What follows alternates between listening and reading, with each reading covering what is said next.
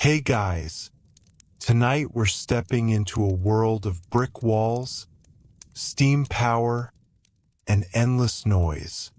A world that helped build the modern age, but did so by demanding an extraordinary price from the people inside it.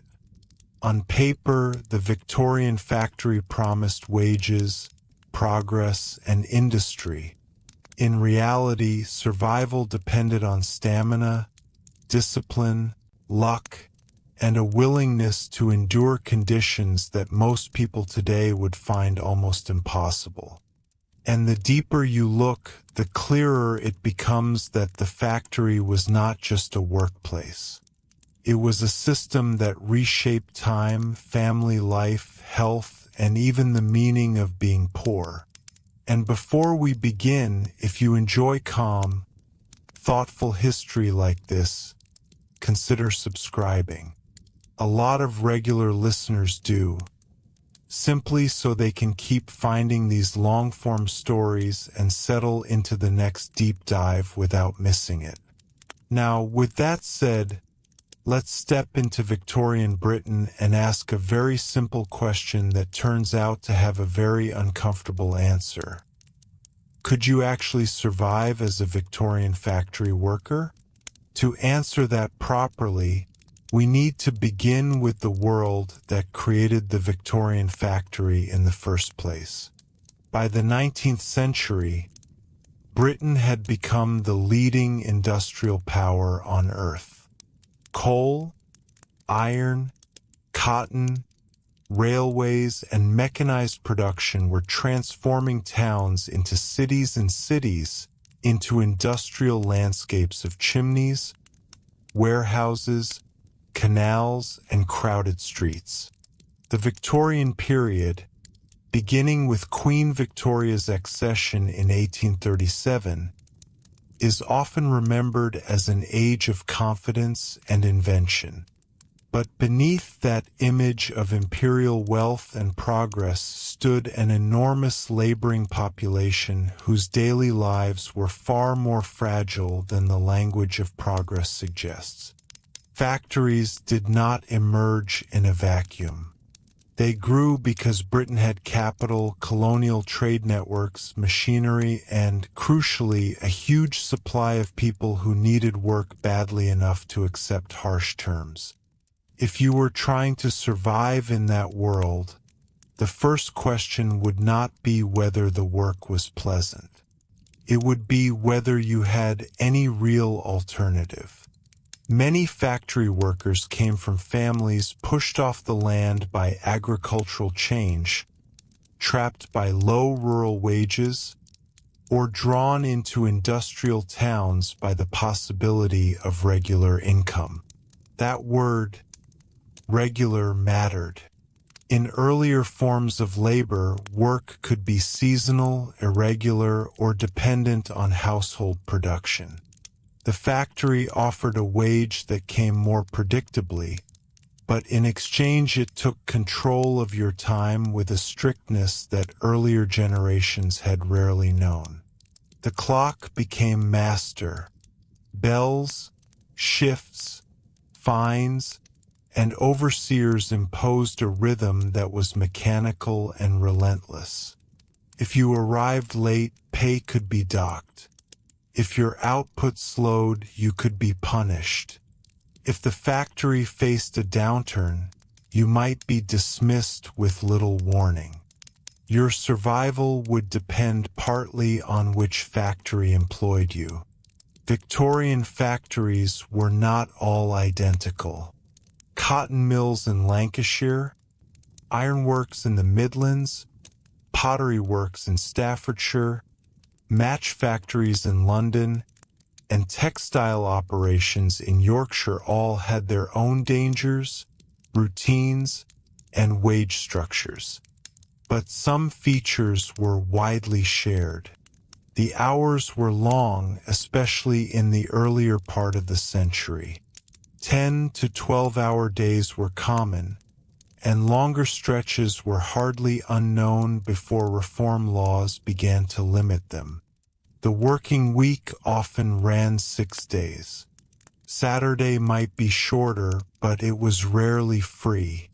For many laborers, physical exhaustion was not an occasional problem. It was the normal condition of life. Then there was the air. If you worked in a cotton mill, you would spend your days surrounded by dust, heat, lint, oil, and moving machinery. In some spinning rooms, humidity was deliberately kept high because damp air helped prevent thread from snapping. That may have been good for production, but it could make the atmosphere oppressive for workers who stood in it hour after hour. Ventilation was often poor. In other industries, smoke, chemical fumes, or fine particles entered the lungs day after day. Victorian medicine was improving, but for working people, diagnosis and treatment remained limited, expensive, or simply out of reach.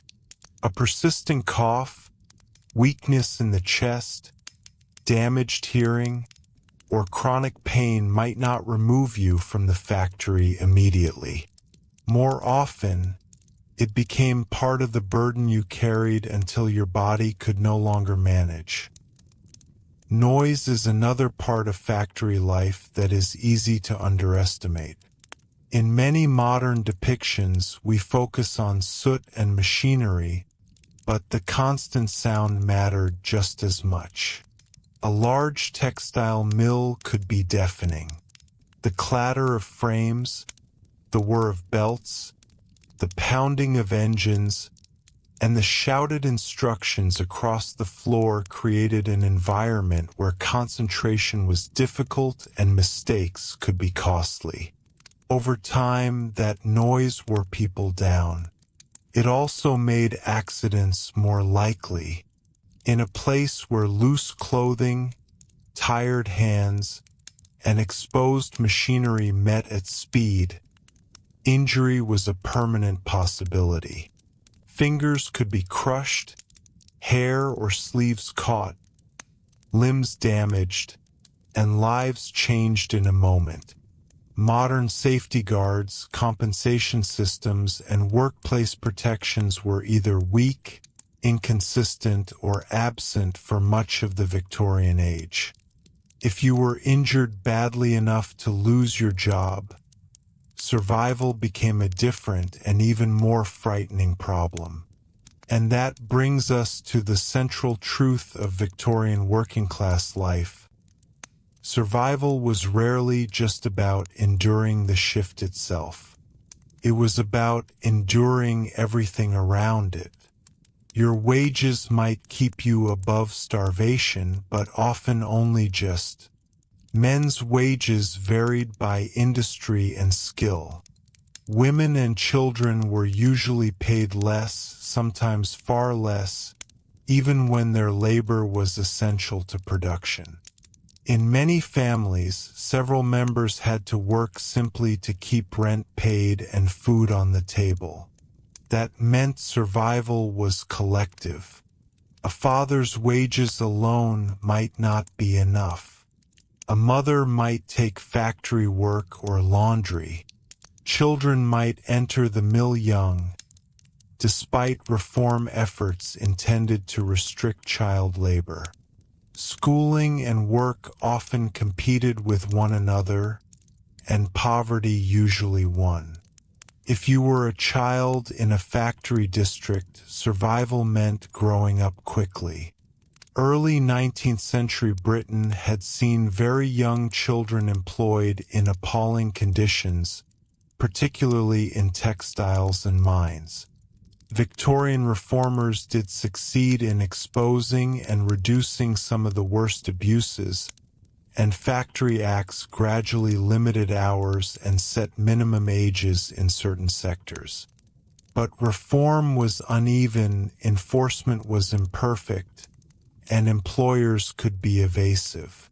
Even when the law improved, economic pressure on families remained. A child's earnings, however small, could make the difference between managing and slipping into debt.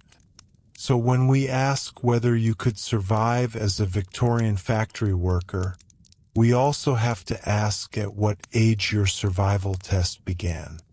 For many, it started before adulthood. Housing made everything worse. Industrial towns expanded so fast that decent accommodation lagged far behind demand.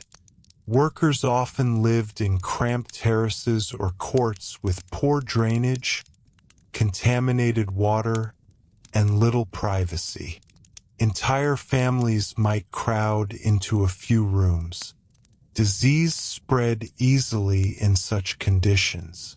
Cholera, typhus, tuberculosis, and other illnesses moved through overcrowded neighborhoods with terrifying efficiency.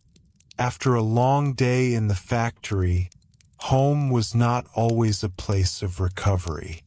It might be damp, dark, dirty, and noisy in its own way. If you fell ill, rest was difficult. If you missed work, income fell.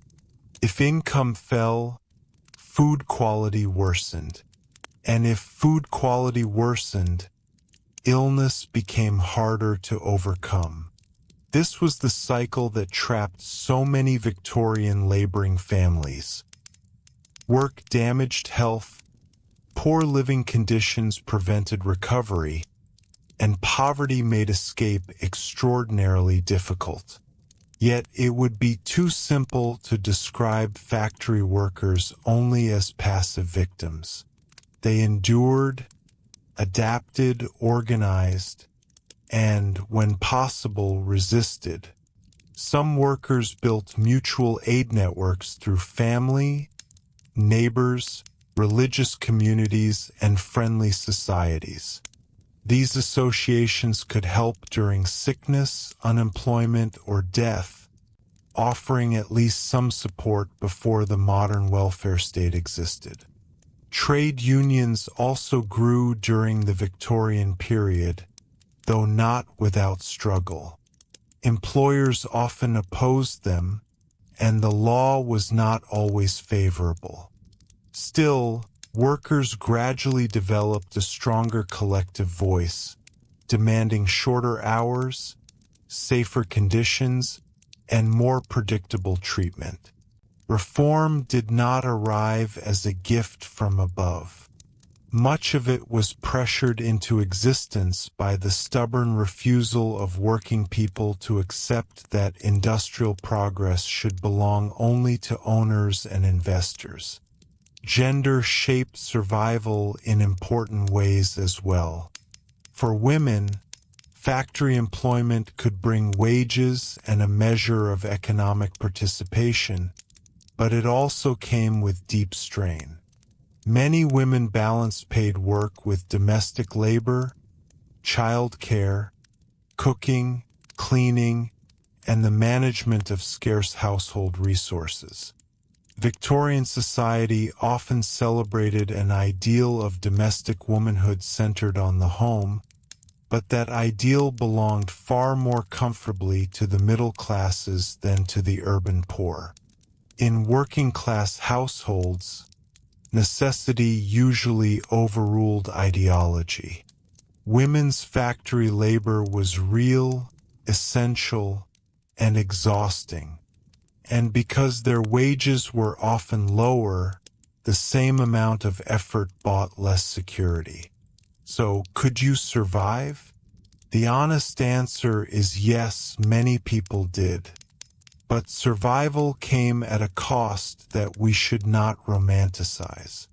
It meant living under constant pressure from the body, the clock, the rent collector, and the threat of illness or injury. It meant accepting a standard of exhaustion that would feel intolerable to most modern workers.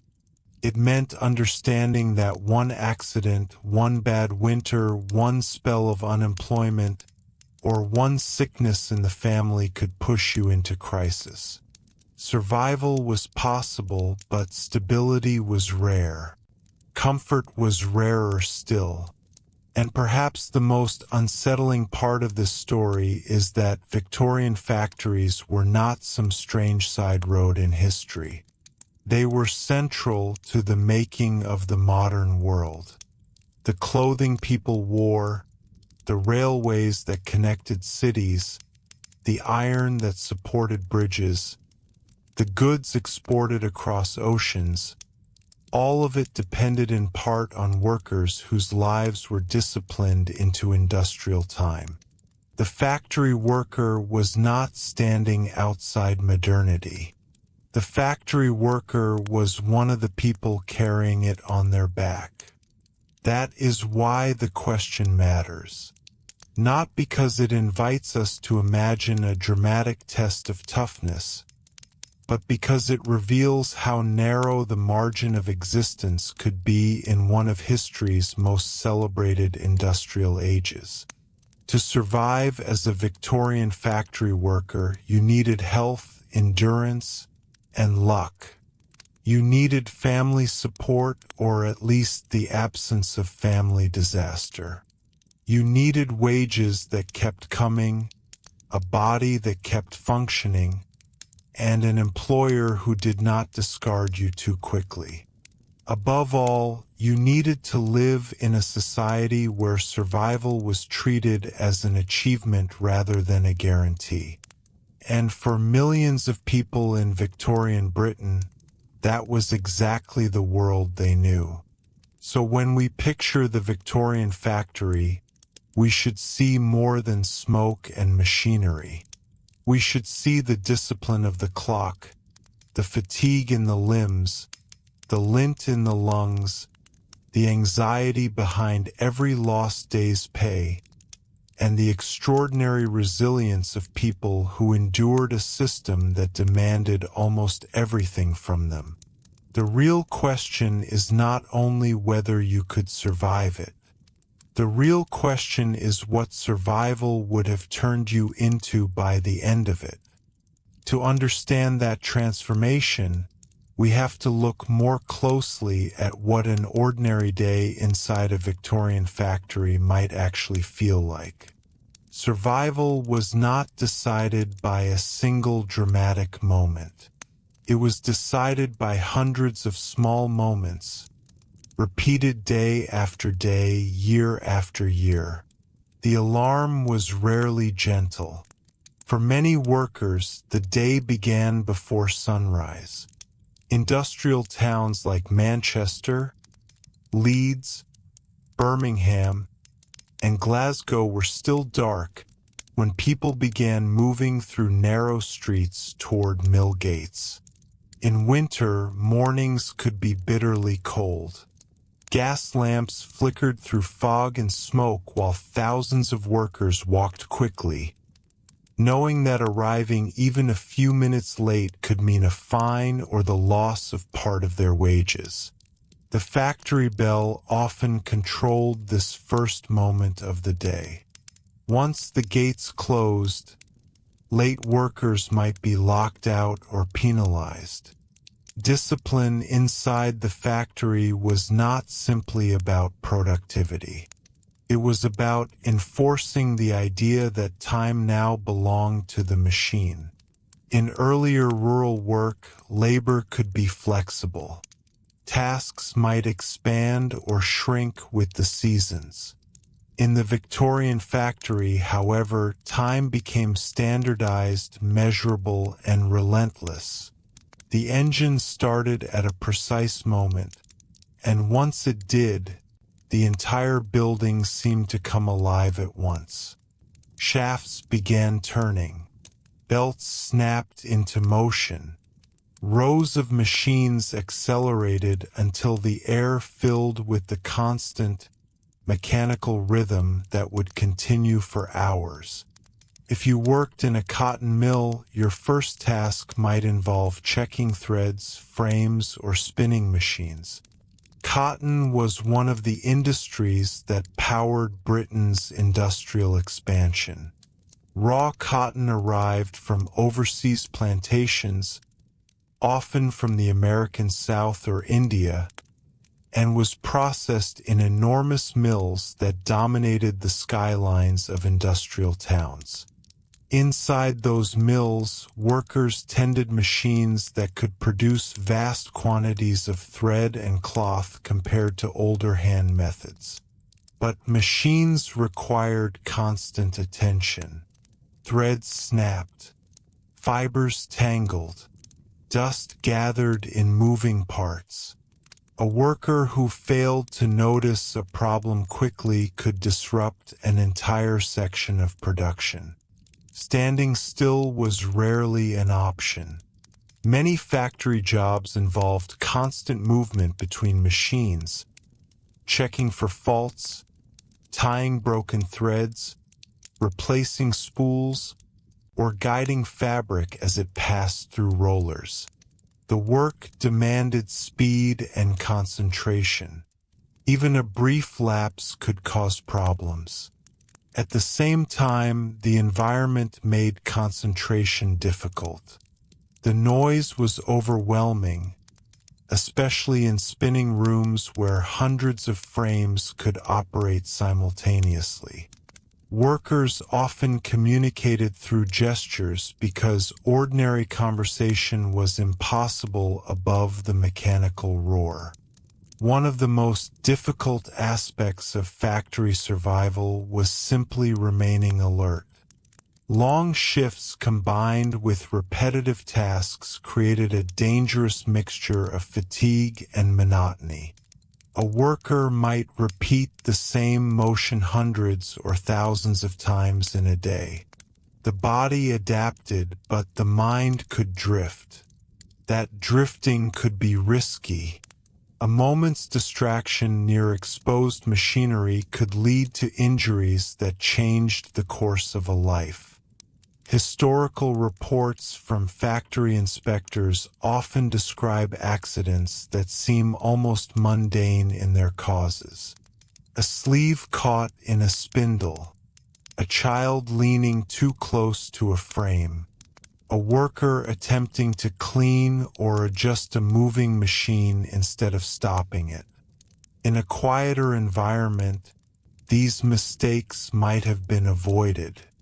In the relentless pace of industrial production, they became far more common.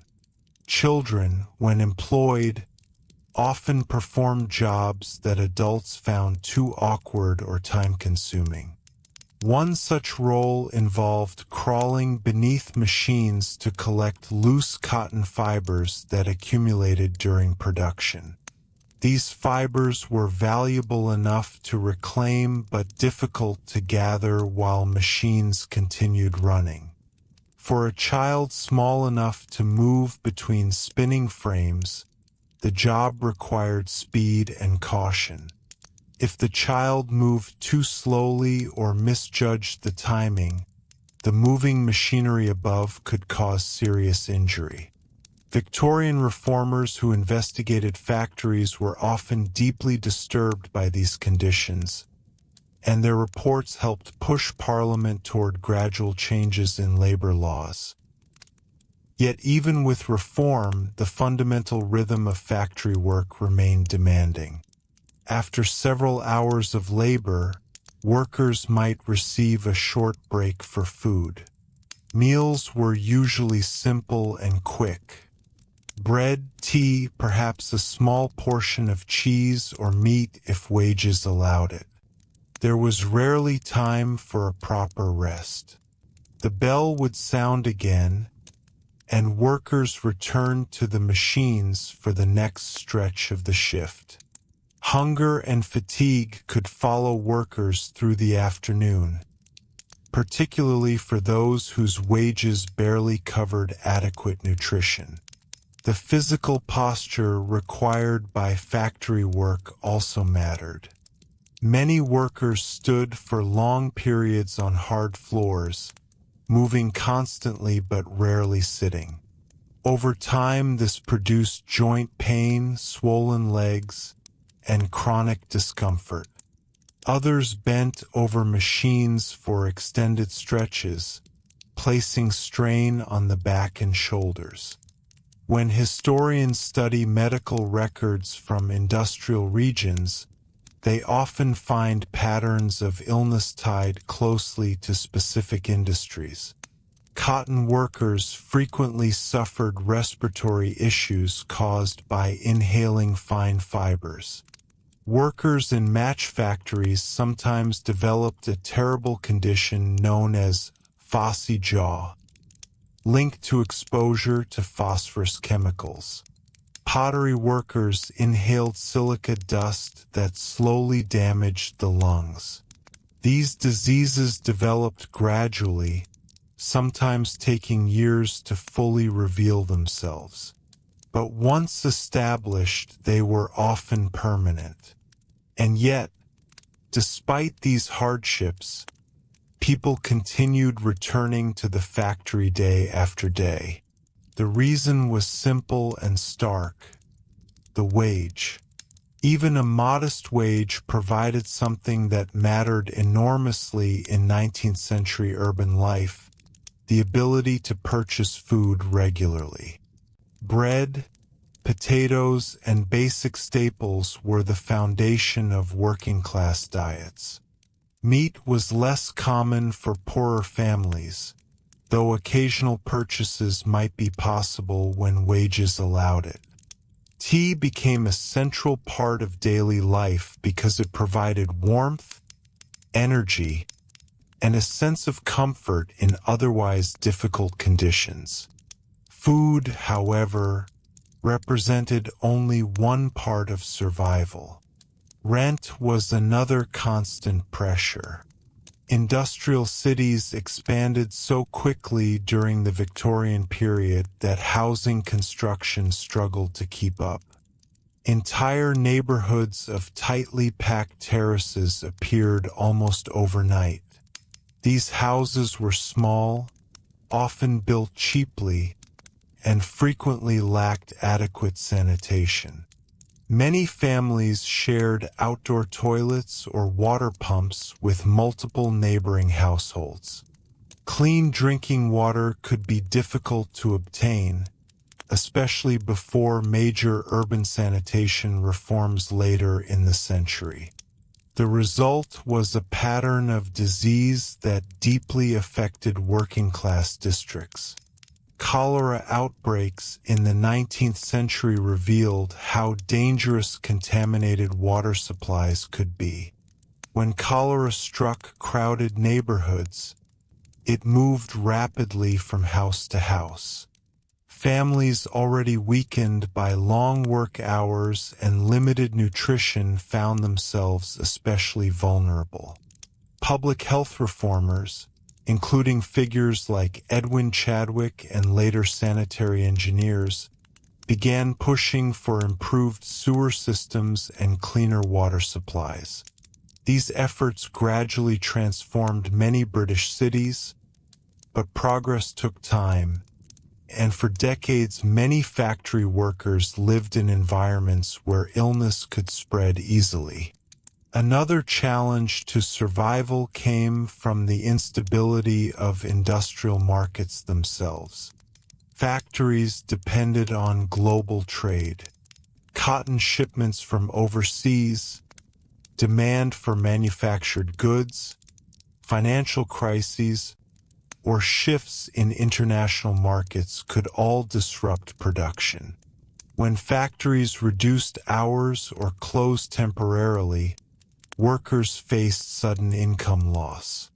Unlike modern systems with unemployment benefits, Victorian workers often had very little protection during such periods. Some relied on savings, though saving was difficult on low wages. Others turned to charitable assistance, religious organizations, or local relief programs. Workhouses, established under the poor law system, offered another form of support, but they carried heavy social stigma and harsh conditions.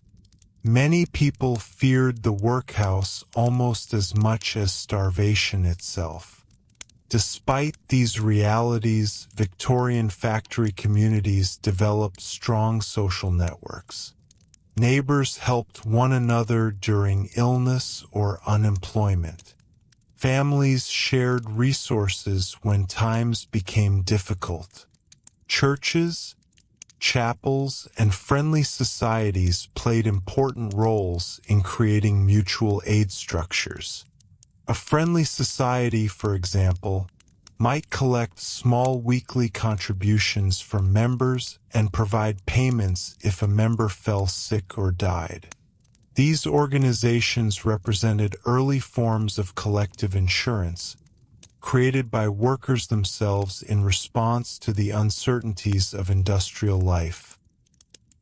Education also began slowly entering the lives of working-class children during the Victorian period. Early in the century, schooling was limited and inconsistent for poor families. Children were often expected to work as soon as possible. But reform movements gradually expanded educational opportunities. By the late 19th century, compulsory education laws were beginning to reshape childhood, reducing the number of very young children entering factories. This shift did not eliminate poverty, but it did begin altering the relationship between childhood and labor. As the century progressed, public debate about factory conditions intensified. Journalists, reformers, and politicians began asking whether industrial progress should come with greater responsibility toward workers. Parliamentary investigations gathered testimony from laborers describing long hours, dangerous machines, and exhausting routines. Some factory owners resisted regulation, arguing that limits on hours or safety requirements would damage competitiveness. Others, however, began supporting reforms that created more standardized conditions across industries. These debates produced a series of factory acts throughout the 19th century. Early laws focused primarily on limiting the hours children could work and requiring some basic education.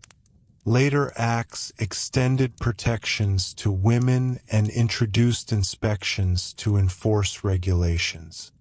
While these reforms did not solve every problem, they represented important steps toward modern labor protections. The very existence of factory inspectors signaled that the government had begun recognizing industrial workplaces as environments that required oversight. By the late Victorian era, the industrial landscape itself had also begun changing. New technologies, improved machinery, and growing union influence gradually reshaped working conditions in certain sectors. Some factories introduced better ventilation or more organized shift systems. Others reduced working hours as public pressure increased. However, improvements were uneven and often slow. Many workers continued experiencing difficult conditions well into the late 19th century. When historians look back on the Victorian factory system, they often see it as a turning point in the history of labor. Before industrialization, work was frequently tied to land, craft traditions, or household production. After industrialization, work increasingly meant employment in large-scale enterprises governed by machinery, schedules, and wage contracts. The Victorian worker stood at the center of that transformation. Their daily endurance made the industrial economy possible. So when we ask whether someone today could survive as a Victorian factory worker, the question is not simply about physical toughness. It is about adaptation to an entirely different structure of life. Time would feel different. Security would feel different. Even the meaning of a day's labor would feel different. Survival would depend on your ability to endure repetition, uncertainty, and physical strain while maintaining enough health to return the next morning and begin again. And for millions of people across Britain during the 19th century, that return happened every single day.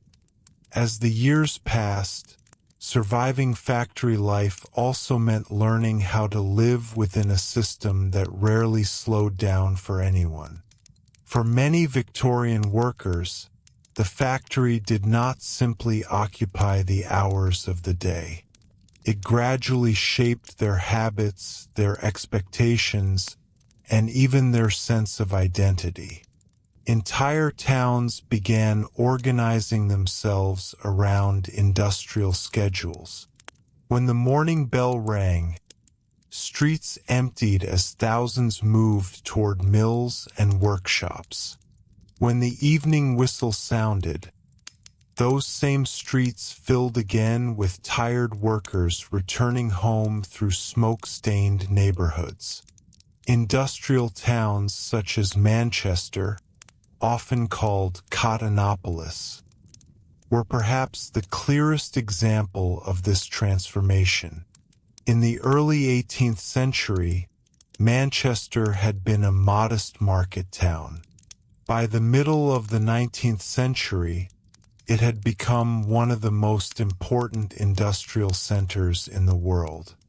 Huge mills lined canals and rivers, their tall chimneys releasing constant streams of smoke into the sky.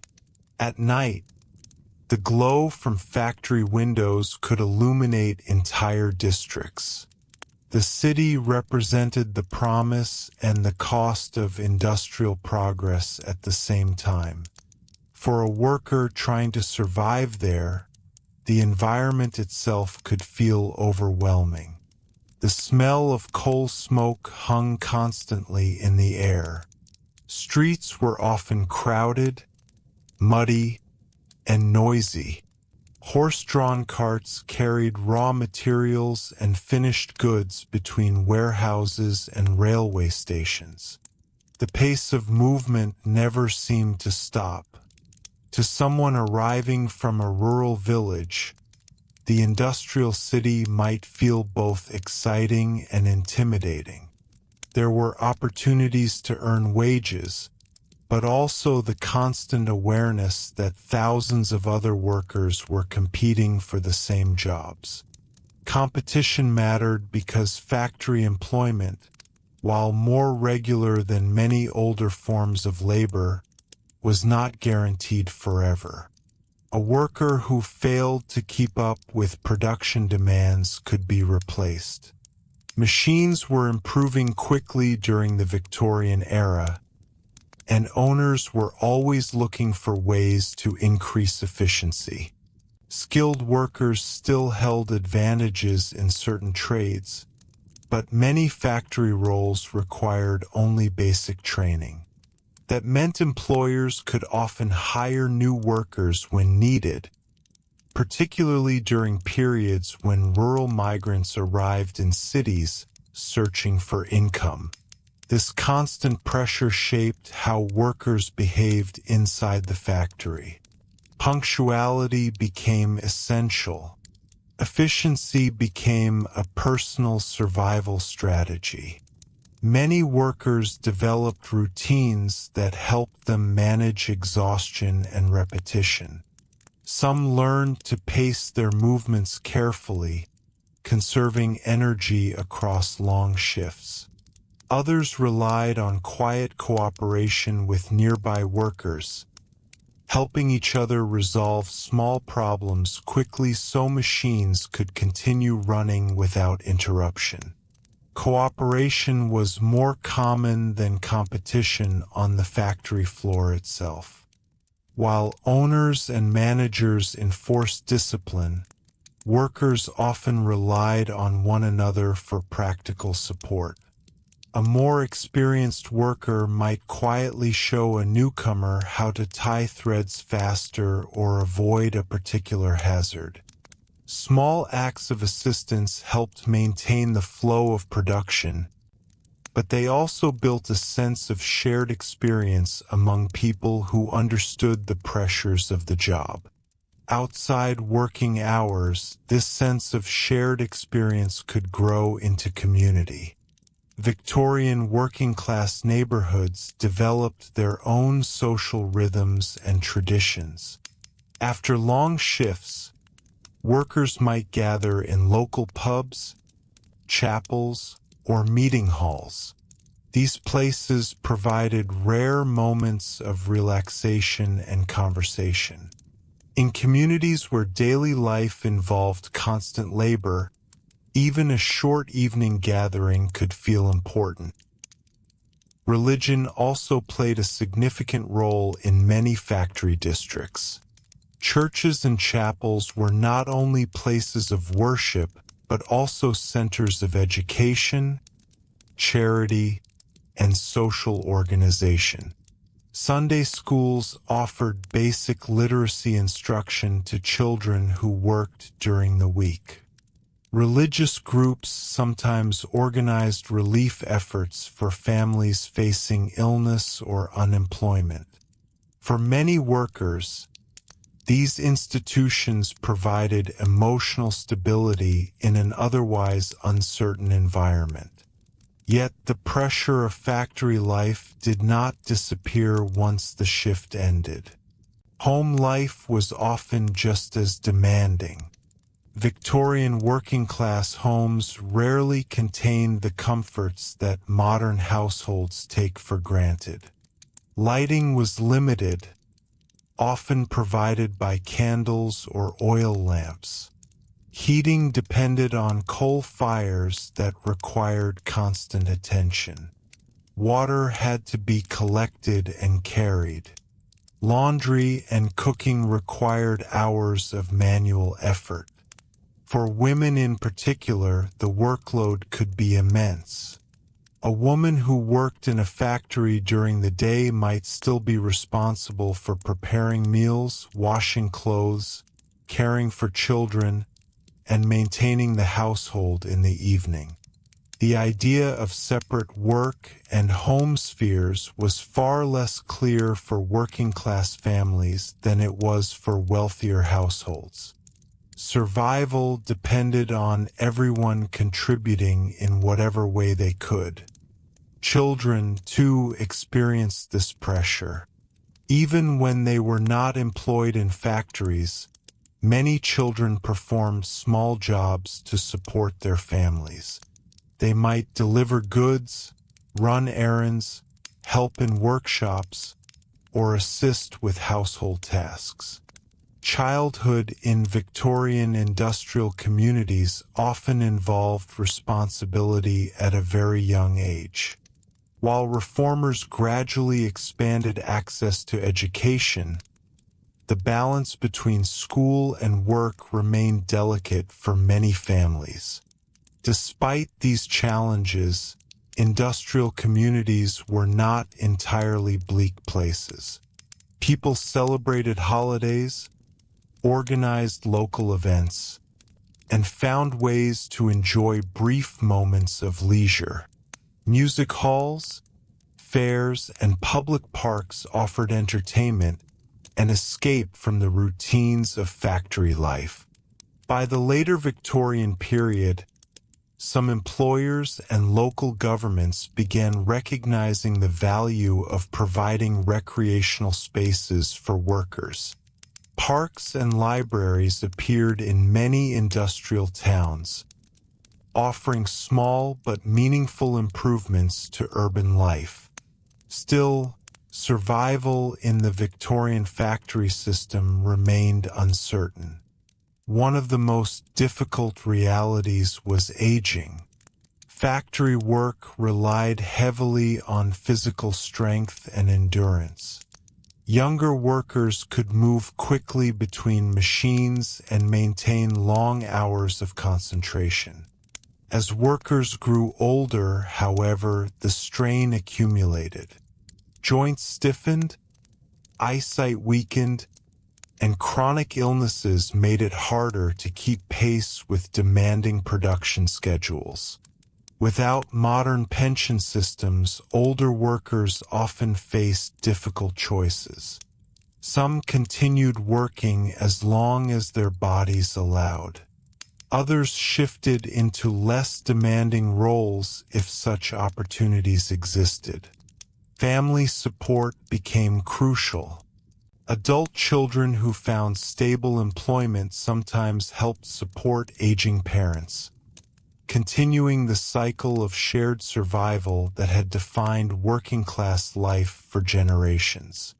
Throughout the 19th century, public awareness of these struggles gradually increased. Writers, journalists, and social investigators began documenting the realities of industrial life. Figures such as Friedrich Engels famously described the living conditions of the working class in cities like Manchester. Novelists like Charles Dickens also drew attention to poverty and labor conditions through storytelling that reached wide audiences.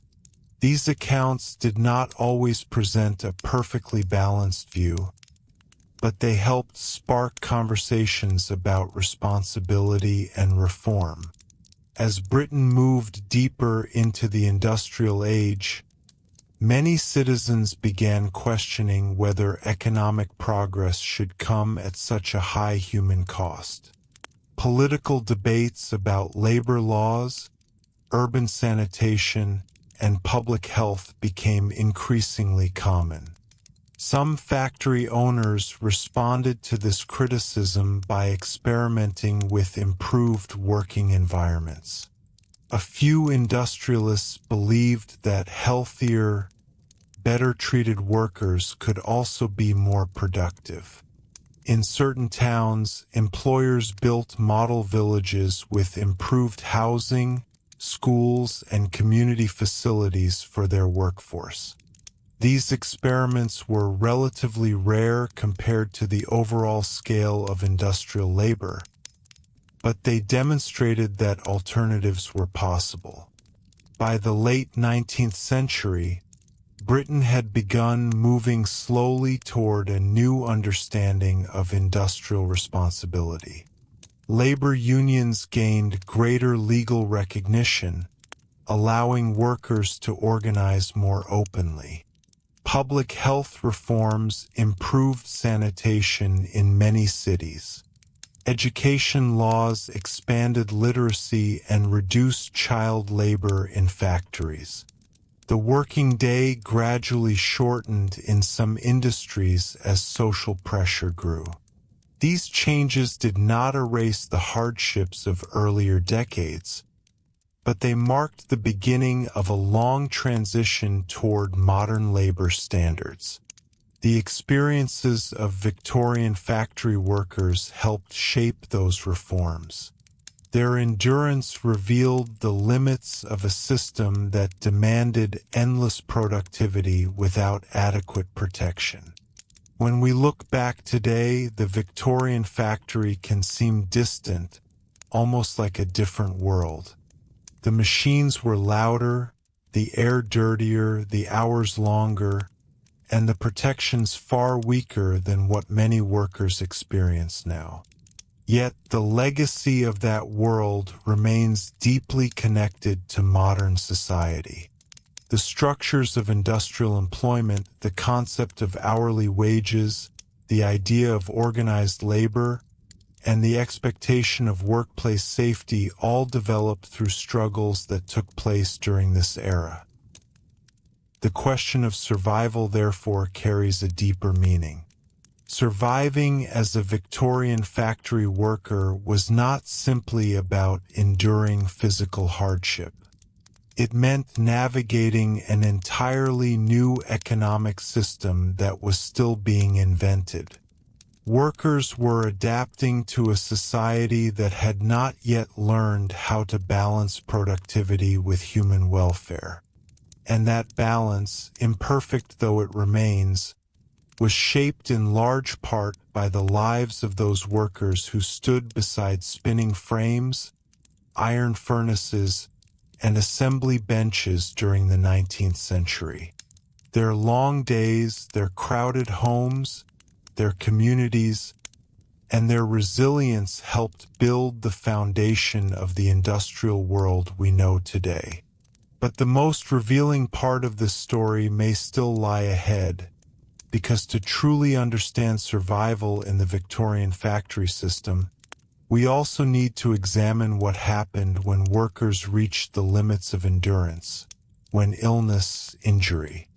Eventually, for many Victorian factory workers, survival reached a point where the body itself began to resist the routine that industry demanded.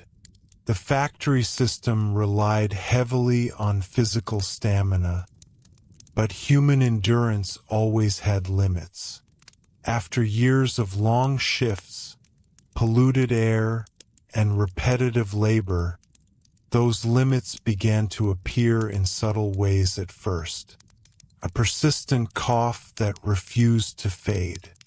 A stiffness in the joints that made quick movement more difficult. A sense of fatigue that lingered even after a full night's sleep. In a society where missing work meant losing income, workers often ignored these warning signs for as long as they could. Illness in the Victorian industrial world carried a different meaning than it does today. Medical care existed, but it was not always accessible to the working poor. Doctors charged fees that many families struggled to afford, and hospitals were still developing into the institutions we recognize today. Working-class families often relied first on home remedies, advice from neighbors, or assistance from charitable dispensaries. If illness continued, the consequences could quickly spread beyond the individual. A sick worker meant reduced income. Reduced income meant rent becoming difficult to pay, food supplies shrinking, and the entire household becoming more vulnerable. Tuberculosis, often called consumption during the Victorian era, was one of the most feared diseases among industrial populations. The disease thrived in crowded housing and weakened bodies. Workers who spent years breathing dust or fibers inside factories were particularly vulnerable. The illness progressed slowly, draining strength and energy over months or even years. Many families watched loved ones gradually fade while trying to maintain ordinary life around them. Industrial accidents presented a different but equally devastating challenge. Machinery had become the defining feature of factory production, yet safety design remained limited for much of the 19th century. Early industrial machines were built primarily for efficiency rather than protection. Rotating belts, exposed gears, and fast-moving spindles created constant hazards. When accidents occurred, the consequences could be immediate and severe. Factory inspectors' reports from the Victorian period contain descriptions that reveal how common such incidents were. A worker might lose fingers while attempting to clear a jammed mechanism. A sleeve caught in a rotating shaft could pull an arm into the machine before anyone nearby had time to react. Injuries of this kind did not simply interrupt a day's work. They could permanently remove someone from the labor force. For a working-class family, That possibility represented one of the greatest fears connected to factory life. There was no universal compensation system for injured workers. Some employers offered limited support or charitable payments, but many did not. A worker unable to perform labor might suddenly find themselves without wages, and therefore without the basic means of survival. This reality explains why mutual aid societies became so important within Victorian industrial communities. Friendly societies, trade associations, and burial clubs allowed workers to contribute small amounts of money regularly. In return, members could receive assistance during illness or after accidents. These organizations represented an early form of collective insurance created by workers themselves. They did not eliminate hardship, but they often provided crucial support during moments of crisis. The emergence of organized labor also played a significant role in addressing workplace dangers. Trade unions had existed in various forms earlier in British history, but during the Victorian period they gradually gained strength and legal recognition. Skilled workers in industries such as engineering, printing, and metalworking often led these early unions. Their goal was not only higher wages, but also improved safety conditions and more reasonable working hours. Union activity was not always welcomed by factory owners or political leaders. At times, unions faced legal restrictions, and strikes could lead to serious conflict. Yet over time, the persistence of organized workers helped shift public opinion. Industrial accidents, child labor, and extreme working hours became subjects of national debate. Newspapers reported on factory conditions, and reformers used these reports to argue that economic progress should not ignore human welfare.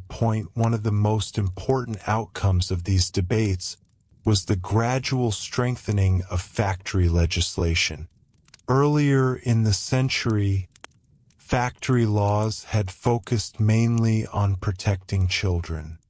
Later reforms expanded protections for women and adult workers as well. Government inspectors began visiting factories more regularly, checking compliance with regulations about hours, machinery safety, and workplace conditions. These inspections marked a turning point in the relationship between the state and industrial production. For the first time, governments were acknowledging that factories were not purely private spaces. They were environments where large numbers of citizens spent their lives, and therefore environments that required public oversight. Still, the process of reform moved slowly. Britain's industrial economy was enormous, and enforcement varied widely from place to place. Some factories complied willingly with new regulations, while others attempted to avoid them. Workers themselves often remained cautious about complaining too openly, fearing that they might lose their jobs if employers viewed them as troublesome. Despite these limitations, the later decades of the Victorian era did bring noticeable improvements compared with the earliest years of industrialization. Working hours shortened gradually in several industries. Some dangerous machinery began receiving protective guards. Education reforms reduced the number of very young children entering factory work. Urban sanitation projects improved water supplies and waste systems in many cities. These changes did not eliminate hardship, but they did make survival somewhat less precarious than it had been earlier in the century. A worker in the 1890s still faced long hours and difficult conditions, but the environment was slowly becoming more regulated and slightly more humane. Another transformation was taking place during this time as well: the growing political voice of the working class. As the 19th century progressed, voting rights expanded in Britain through a series of reform acts. While these changes were gradual and incomplete, they eventually allowed more working-class men to participate in national politics. Their votes began influencing debates about labor laws, wages, housing, and social reform. Political organizations representing labor interests also began emerging more clearly toward the end of the Victorian period. These movements laid the groundwork for the development of labor parties in the 20th century. In many ways, the daily experiences of factory workers helped shape the political landscape of modern Britain. Looking back, the Victorian factory system reveals something deeply important about how societies evolve. Industrialization brought extraordinary technological progress. Railways connected distant regions. Steamships expanded global trade. Manufactured goods became more widely available than ever before. Yet this progress depended on a workforce willing or compelled to endure conditions that modern observers often find shocking. The factory worker of the 19th century stood at the center of that transformation. Their labor-powered machines that reshaped economies and societies across the world. But their lives also revealed the human cost of rapid industrial change. So when we return to the original question, could you survive as a Victorian factory worker? The answer becomes more complex than a simple yes or no. Survival was possible, but it required a combination of endurance, community support, and luck. Workers needed strong bodies, steady employment, and families who could share the burdens of daily life. Even then, the margin between stability and crisis remained extremely narrow. What may be most striking about Victorian factory workers is not simply their hardship but their resilience. They built communities in crowded cities. They organized mutual aid societies and labor unions. They raised families, pursued education, and demanded reforms that would eventually reshape industrial society. The improvements that many modern workers take for granted, regulated working hours, workplace safety standards, compensation for injuries, and access to education, did not appear suddenly. They emerged slowly from decades of struggle, negotiation, and persistence. And those struggles were carried out by ordinary people who stood in noisy factories, tied threads beside spinning frames, shoveled coal into furnaces, and returned home each night determined to begin again the next morning. In the end, the Victorian factory was more than a place of labor.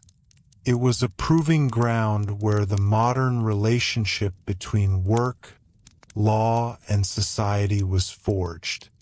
The workers who endured its conditions did more than survive.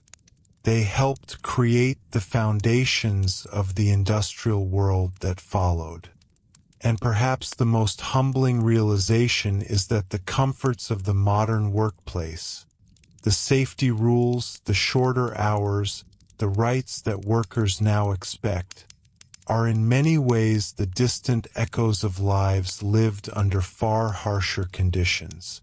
So when we imagine stepping into a Victorian factory ourselves, the question is not only whether we could endure the noise, the dust, and the exhausting hours. It is whether we could live within a system where survival depended so heavily on resilience, community, and the determination to keep going even when the machinery never seemed to stop. By the closing years of the Victorian era, something subtle but important had begun to change in the way people thought about factory work. Earlier in the century, the industrial system had grown so quickly that few clear rules existed to govern it. Factories expanded, machines multiplied, and cities filled with workers faster than society could fully understand the consequences. But by the late 19th century, the experiences of several generations of workers had begun shaping a new awareness. Industrial labor was no longer a strange experiment. It had become the normal structure of life for millions. This meant that the question of survival inside the factory was no longer discussed only among workers themselves. It had become a subject for politicians, reformers, economists, and social investigators. Reports describing working conditions circulated through newspapers and parliamentary committees. Photographs of industrial neighborhoods began appearing in publications, revealing cramped housing and crowded streets to audiences who had never visited those districts. Middle-class readers who lived comfortably in quieter suburbs were slowly confronted with the realities of the industrial workforce that supported the nation's prosperity. One of the most striking discoveries for observers of the time was how completely factory work reshaped daily rhythms. Before industrialization, much labor followed natural cycles. Farmers worked with daylight and seasons. Craftspeople often controlled their own pace of production. In contrast, the factory system imposed a rigid schedule determined by machinery and management. The working day was measured by bells, whistles, and clocks rather than by sunrise or weather. For workers, adapting to this rhythm required more than physical endurance. It demanded psychological adjustment as well. Life became divided into clear segments. The hours spent inside the factory and the hours spent recovering from it. Leisure existed, but it was often brief and carefully rationed. Sunday, traditionally a day of rest in Victorian Britain, became especially important for factory communities. It was one of the few days when the relentless pace of industrial time paused. Sunday mornings often involved church attendance, which for many families provided both spiritual comfort and social connection. After church services, people might visit relatives, take walks through nearby parks, or simply rest at home. The quietness of Sunday contrasted sharply with the mechanical noise of the factory week. For some workers, that contrast made the return to work on Monday morning feel even more abrupt. Yet even within these rigid schedules, workers found ways to create small spaces of autonomy. Skilled laborers sometimes developed reputations that allowed them slightly better wages or conditions. Experienced workers might negotiate informal arrangements with supervisors, trading reliability for a little flexibility. These small adjustments rarely changed the overall structure of factory life, but they could make survival somewhat more manageable. Another factor that shaped the late Victorian workplace was the steady advance of technology. Industrial machinery continued evolving throughout the 19th century. Steam engines grew more powerful and efficient. Mechanical looms became faster and more precise. New manufacturing processes appeared in industries such as steel production and chemical manufacturing. Technological change created a complicated mixture of opportunity and anxiety for workers. On one hand, improved machines could increase productivity, allowing factories to expand and employ more people.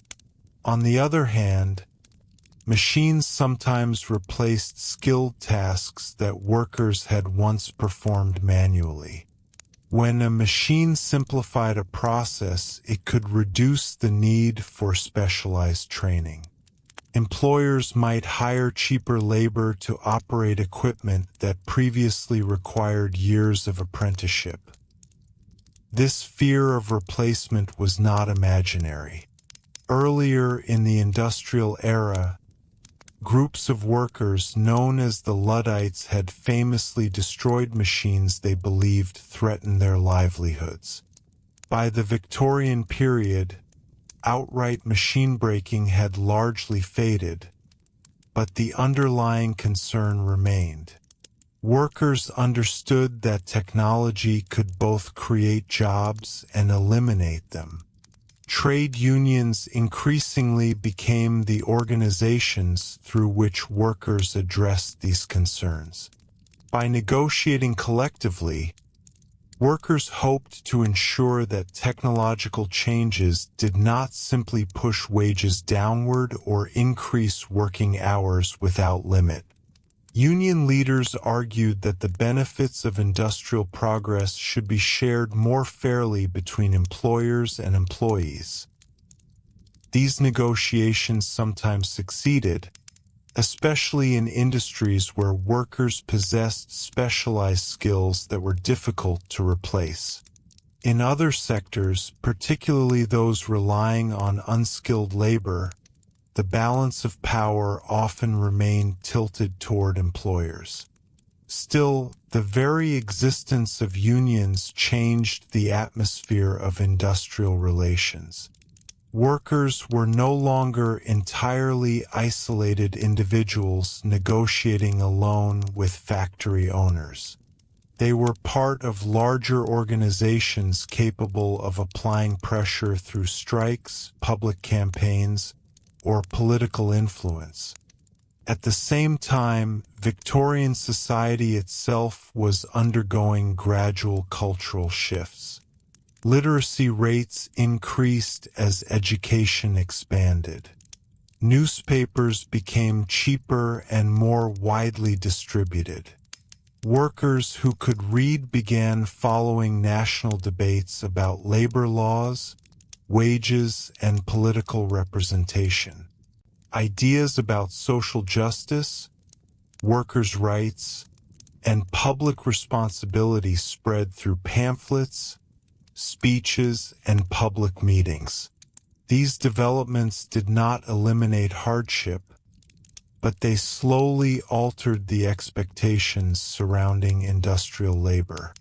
Earlier generations of workers had often accepted factory conditions as unavoidable facts of modern life. Later generations began to question whether those conditions should remain unchanged. Could working hours be reduced further? Could machinery be made safer? Could housing and sanitation improve in industrial districts? The answers to these questions would take decades to develop, extending well beyond the Victorian era itself.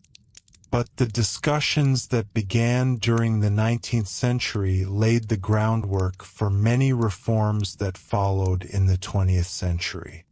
modern workplace regulations, health standards, and labor rights all trace part of their origin to these early debates. If we step back and consider the entire Victorian industrial experience, one realization becomes clear.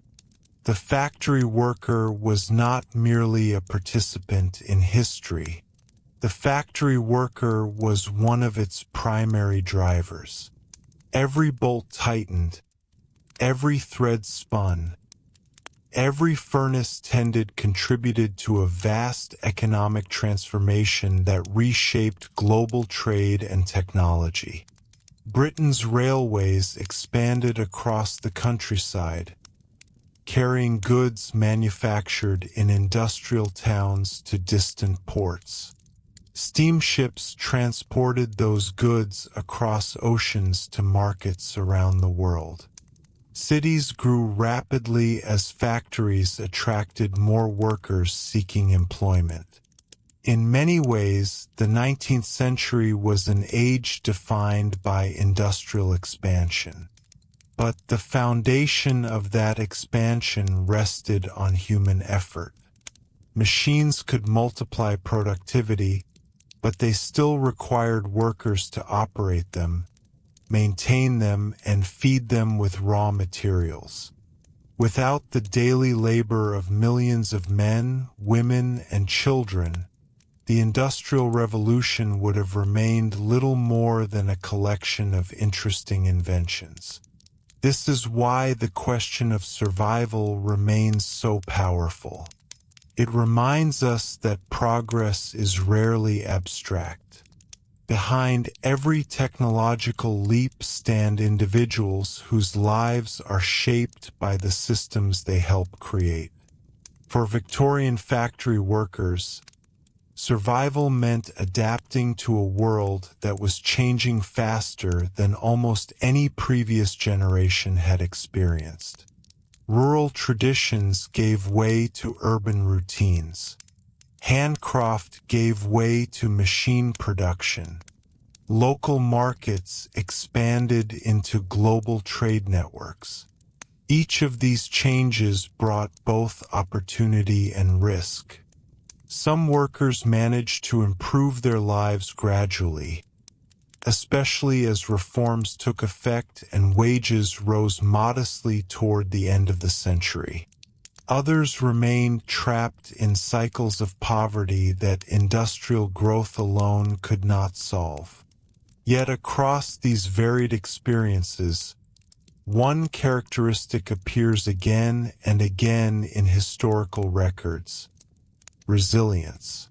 Workers formed communities, supported one another, organized collectively, and demanded better conditions over time. Their persistence forced society to recognize that industrial success could not be measured only by profits and production statistics. It also had to consider the well-being of the people whose labor powered the system. Today, when historians examine photographs of Victorian factories or read reports written by factory inspectors, they see more than machinery and statistics. They see a generation of people learning to live inside a completely new economic structure. The adjustments they made, the hardships they endured, and the reforms they fought for shaped the world that followed. So when we imagine ourselves standing at the entrance of a Victorian mill, hearing the distant hum of machines beginning another shift, the question becomes deeply personal. Could we endure the long hours, the noise, the uncertainty, and the constant pressure to keep pace with mechanical production? Perhaps some of us could. Many people did. But the deeper lesson of the Victorian factory is not about testing individual toughness. It is about understanding how ordinary people adapted to extraordinary changes in the structure of work. And in doing so, They helped transform industrial society from a raw, often brutal system into something gradually more regulated, more organized, and, over time, more humane. The story of the Victorian factory worker, in the end, is not only a story about survival. It is a story about how survival itself became the starting point for demanding something better. As the 19th century drew toward its end, the Victorian factory had already left a permanent mark on society. The smokestacks, the crowded workshops, and the rhythmic pounding of machines had reshaped landscapes and livelihoods across Britain. Yet for the workers who lived through this transformation, the factory was not a symbol or an idea. It was simply the place where survival happened, one day at a time. If you were a worker approaching middle age in the 1880s or 1890s, you had likely already spent decades inside the industrial system. By then, the routine would be deeply familiar. The early mornings, the walk through streets darkened by coal smoke, the mechanical thunder that filled the mill floor once the engines started. Even the smell of oil, cotton dust, or heated metal might feel strangely ordinary after so many years. But familiarity did not make the work easier. If anything, long experience often revealed how demanding the system truly was. Younger workers could move quickly, adapt to repetitive motions, and endure the physical strain of long shifts more easily. Older workers carried the memory of injuries, illnesses, and fatigue that accumulated slowly over time. One of the realities rarely discussed openly in early industrial Britain was how difficult it could be to continue factory work late into life. Machines did not slow down simply because the people operating them were aging. Production targets remained constant. Supervisors expected the same speed and precision from every worker regardless of age. For this reason, many older workers began seeking different roles if they could find them. Some moved into supervisory positions, watching over younger employees and ensuring machines ran smoothly. Others shifted into maintenance roles, repairing belts, adjusting machinery, or performing smaller tasks that required experience rather than constant physical motion. These transitions were not always available. In many factories, older workers simply remained at their stations for as long as their bodies allowed. When endurance finally failed, the consequences could be harsh. Without modern retirement systems, leaving the workforce often meant relying on family members or charitable support. Family networks, therefore, remained one of the most important survival systems throughout the Victorian industrial world. Parents supported children when they were young. Later, adult children sometimes helped support aging parents. Multi-generational households were common in industrial neighborhoods because sharing expenses made life more manageable. These households often occupied small spaces, but they contained complex webs of cooperation.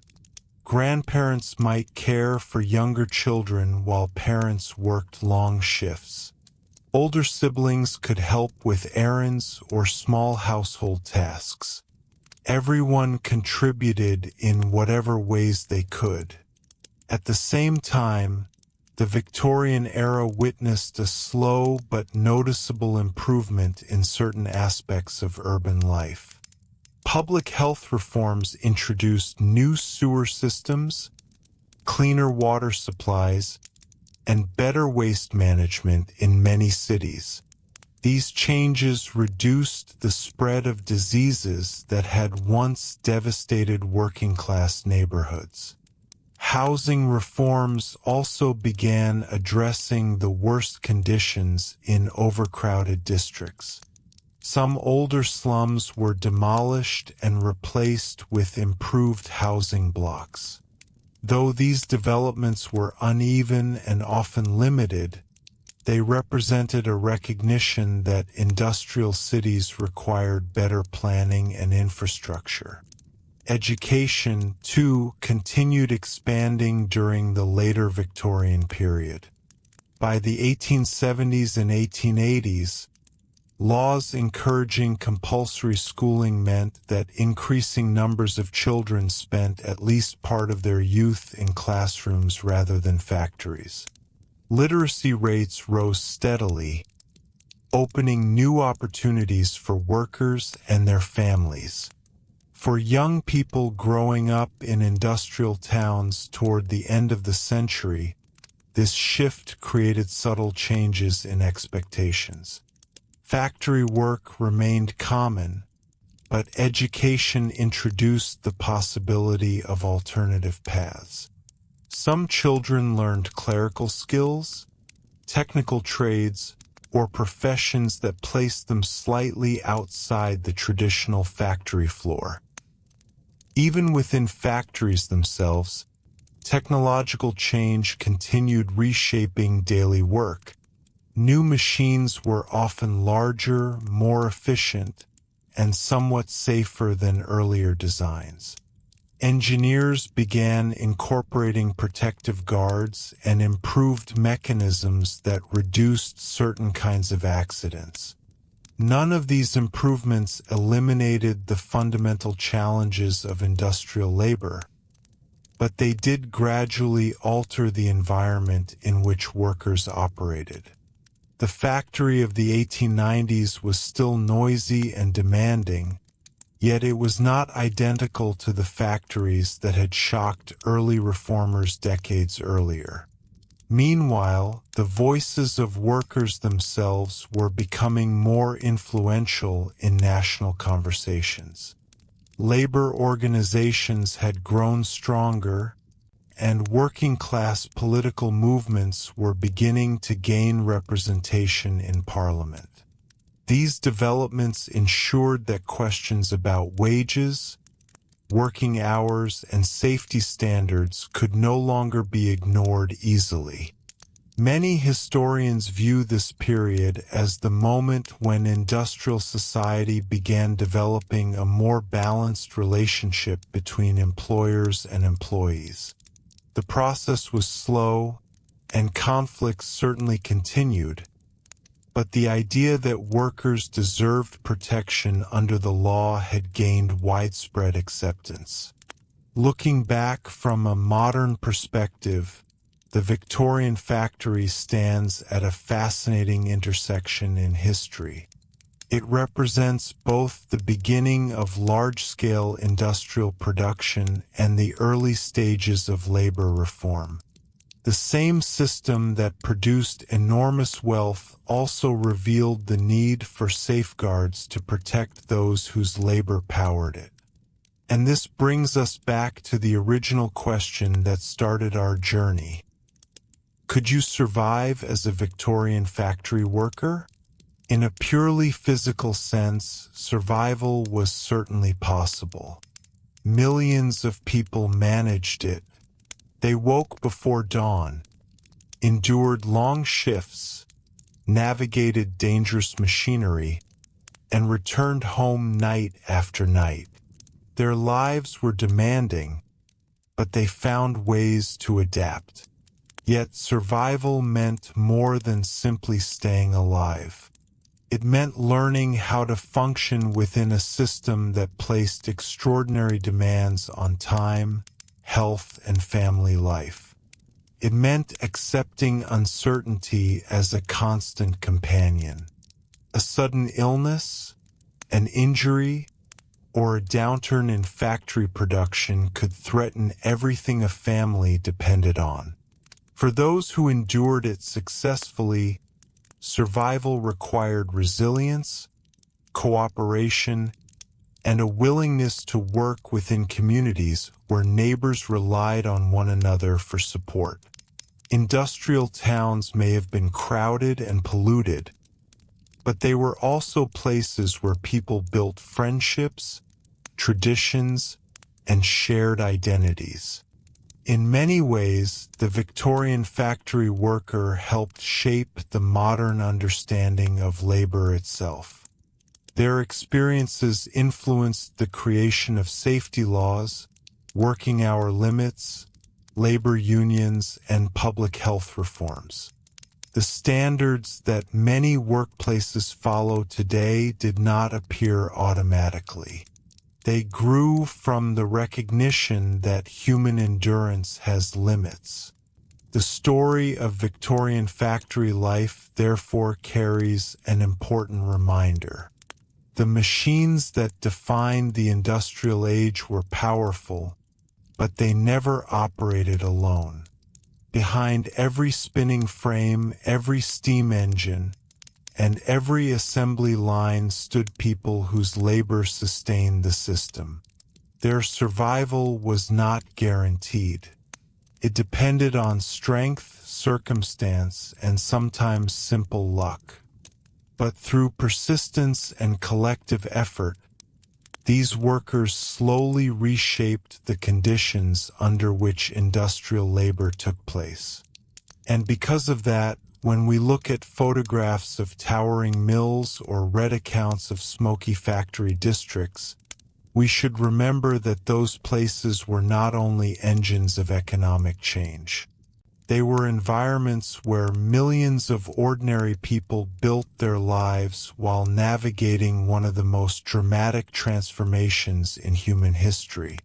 So if you ever imagine stepping back into a Victorian factory, hearing the bell ring and the machines begin their relentless motion, you might ask yourself once more whether you could survive there. But perhaps the more meaningful question is this: what would it take to endure that world day after day, knowing that your work was helping to build the modern age, even while it tested the limits of human strength? Because for the workers of Victorian Britain, that was not a thought experiment. It was simply life. As the 19th century finally approached its closing years, the Victorian factory had become something more than just a place of work. It had become an institution, an environment that shaped the structure of daily life for millions of people across Britain and, increasingly, across the industrializing world.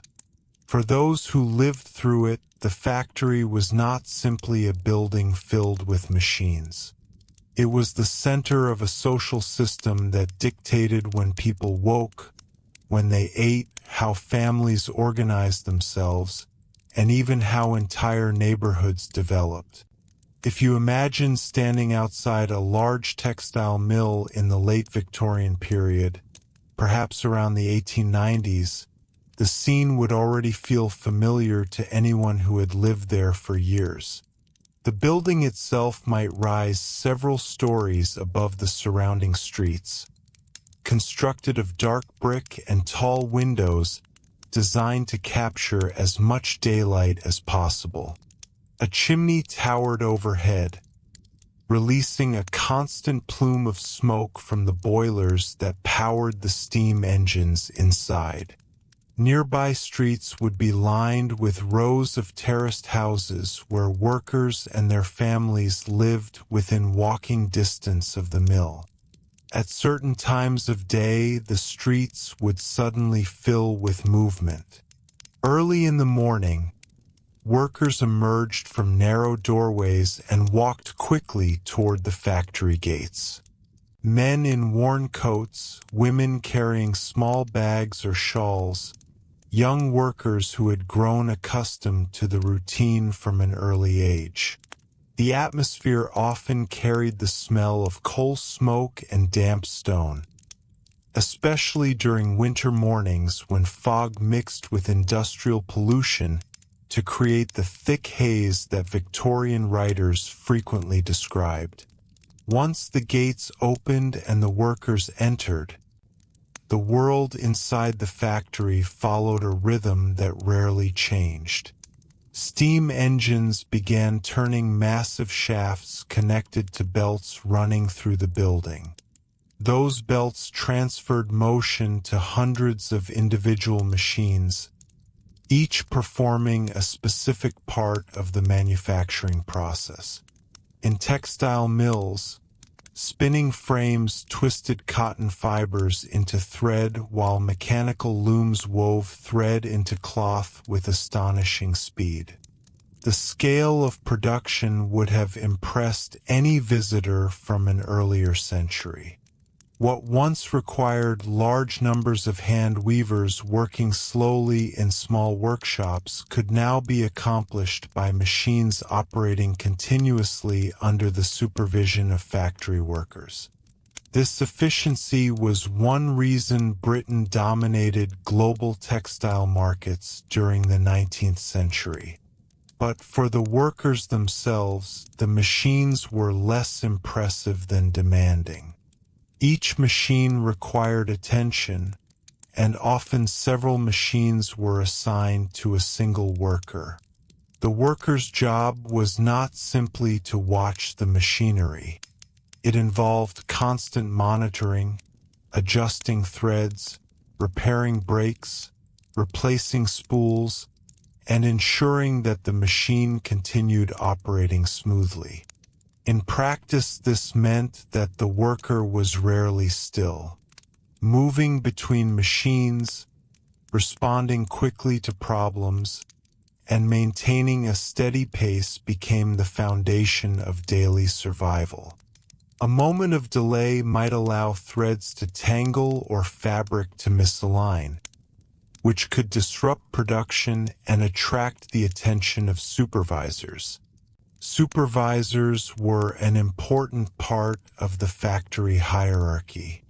Large mills often employed overseers responsible for managing different sections of the building.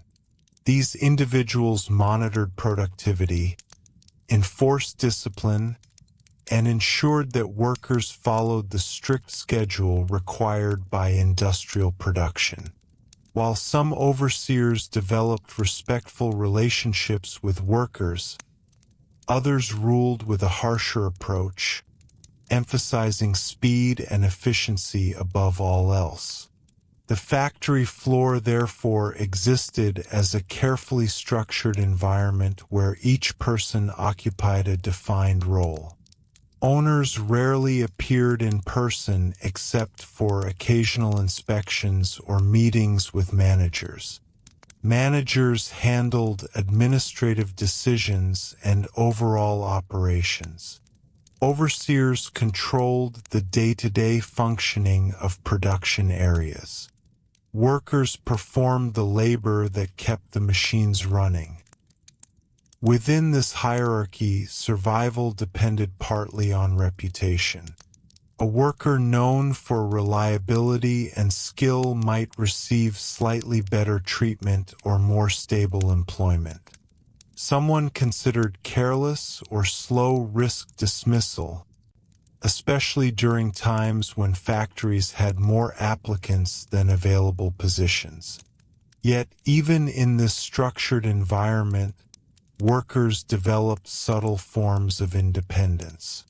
Over time, experienced laborers learned how to manage the pace of their work. They discovered which machines required the most attention and which tasks could be completed quickly without sacrificing quality. This practical knowledge allowed them to navigate the demands of production more effectively. Another crucial element of factory survival involved understanding the social world inside the mill. Workers often formed informal networks based on shared experience.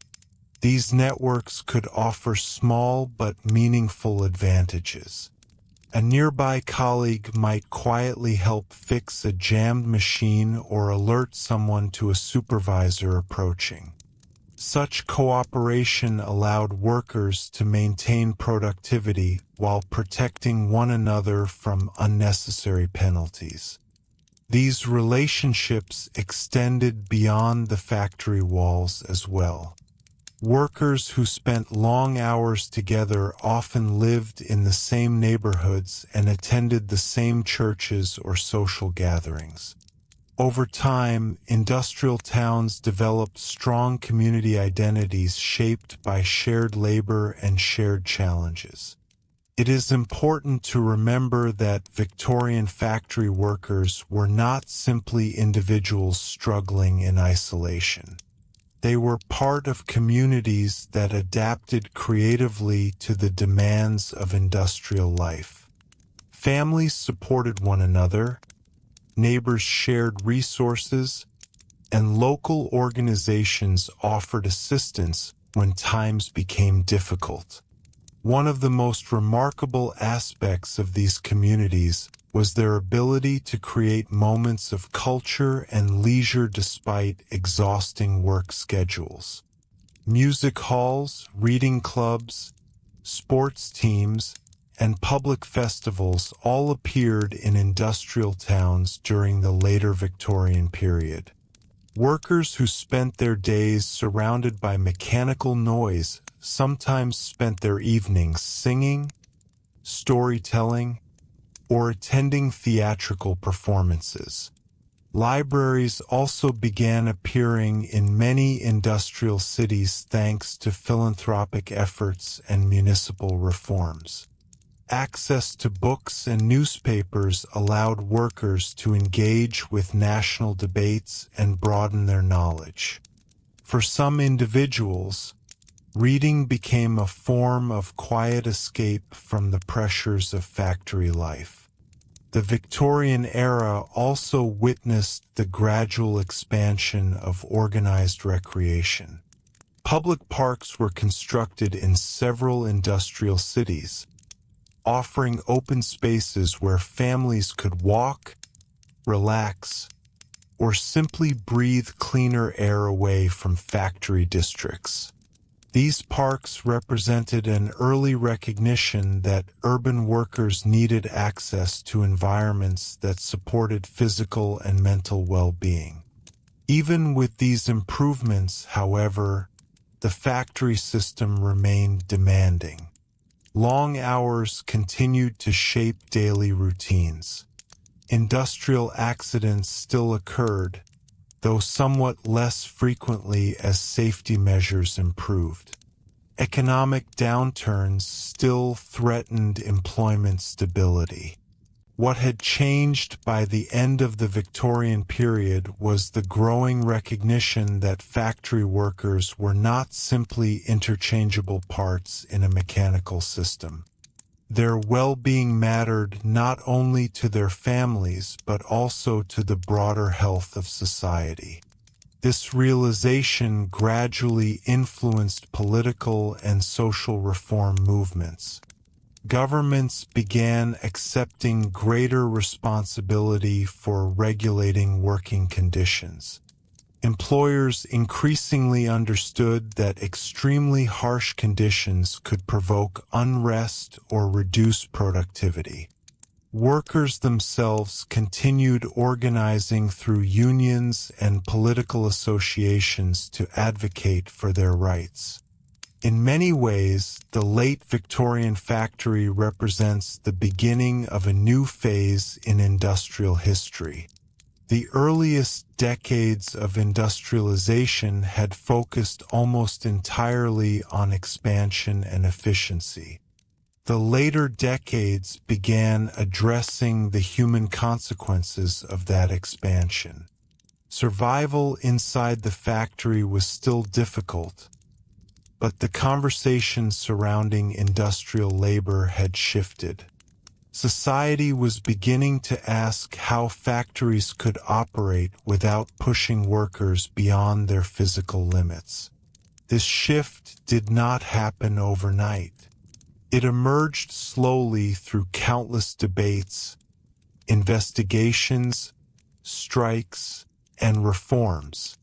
But it marked an important step toward the labor protections that would develop more fully in the 20th century. And when we look back on the Victorian factory today, we can see it as both a symbol of extraordinary technological progress and a reminder of the resilience of the workers who lived within its walls. They woke before dawn, walked through smoky streets, and spent their days tending machines that helped transform the global economy. They raised families in crowded neighborhoods while building communities strong enough to support one another through hardship. Most importantly, they demonstrated that survival in such an environment required more than physical strength. It required cooperation, adaptability, and a determination to endure conditions that were often far from fair. The factory, with all its noise and discipline, tested those qualities every single day. And yet, for generation after generation of Victorian workers, the answer to the question remained the same. They endured it. By the final years of Queen Victoria's reign, the factory had become so deeply embedded in everyday life that it almost seemed permanent. Entire landscapes had grown around it. Railway lines connected mills to ports. Canals carried coal and raw materials into industrial towns. Streets of brick houses stretched outward from factory gates like spokes from the center of a wheel. If you lived in one of these communities, the presence of industry was not something you occasionally noticed. It was the atmosphere in which life unfolded. For someone trying to survive as a Victorian factory worker, the longer they remained within that system, the more they understood that the factory was only one part of a much larger structure. Work determined income, but income determined everything else. The quality of food on the table, the safety of the home, the chances of children receiving education, and the ability to weather difficult moments like illness or unemployment. Every shift completed inside the factory rippled outward into the rest of family life. Take food, for instance. A steady wage, even a modest one, allowed families to plan their meals with some consistency. Bread remained the staple for many working-class households, often accompanied by potatoes, porridge, or soup. Tea became an essential daily comfort, providing warmth and a brief pause in an otherwise exhausting routine. Meat was less common but still appeared when wages allowed or during special occasions. The stability of that diet, however simple, depended on the worker continuing to show up each morning. If a worker fell sick for several days, the consequences could be immediate. Food budgets tightened. Families relied on whatever small savings they had managed to set aside. Sometimes neighbors or relatives helped bridge the gap until the worker returned to employment. Housing reflected this same fragile balance. Many industrial towns consisted of rows of terraced houses built quickly to accommodate growing populations. These houses were typically narrow, often 2 rooms downstairs and 2 rooms upstairs, sometimes with additional attic space. They stood close together, sharing walls and narrow alleyways behind them. Conditions varied widely. Some houses were reasonably solid, offering shelter from harsh weather and a small backyard space. Others were poorly ventilated and damp, particularly in districts where construction had been rushed. In earlier decades of the Victorian era, sanitation problems had been severe in many industrial cities. Waste disposal systems were inadequate, and contaminated water sources contributed to repeated outbreaks of disease. By the late 19th century, however, significant public health reforms had begun addressing these problems. Engineers built modern sewer systems beneath city streets. Clean water supplies were expanded through reservoirs and piped distribution networks. These improvements did not transform working-class neighborhoods overnight, but they gradually reduced the worst health risks. For workers, these changes meant that survival was becoming slightly less precarious than it had been for their parents or grandparents. A worker in the 1890s still faced long hours and physical strain, but they might also benefit from cleaner drinking water, better medical knowledge, and somewhat improved urban infrastructure. Medical understanding itself was advancing rapidly during the late Victorian period. Scientists began identifying bacteria as the cause of many diseases, transforming public health strategies.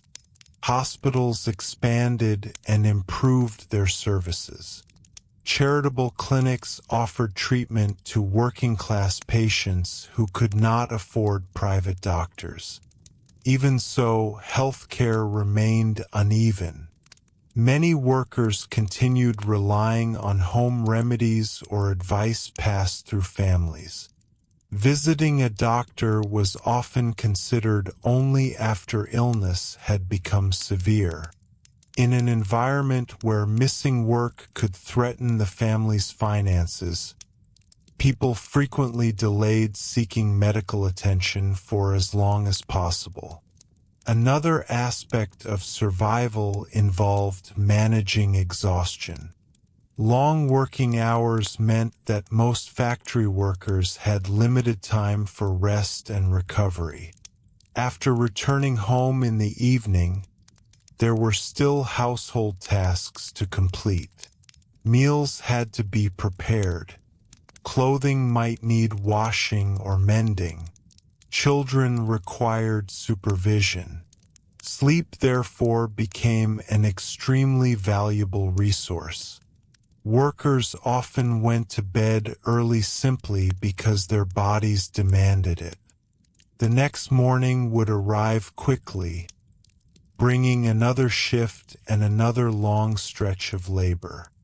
Despite this relentless schedule, Victorian workers did not live without moments of enjoyment or pride.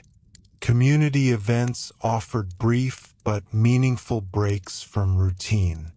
Local festivals, church gatherings, and seasonal fairs created opportunities for celebration.